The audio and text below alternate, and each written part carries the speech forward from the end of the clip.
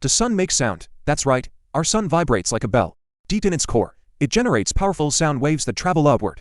If space carried sound, you would hear a thunderous hum all day long. But it doesn't, so instead, it sings in silence. A new study says the sun is the loudest whisper in the universe.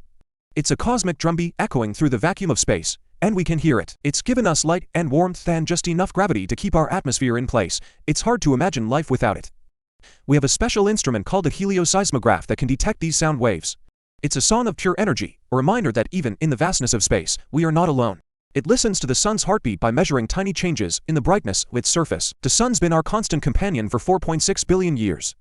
So the next time you feel the sun's warm rays on your skin, remember, it's singing to you.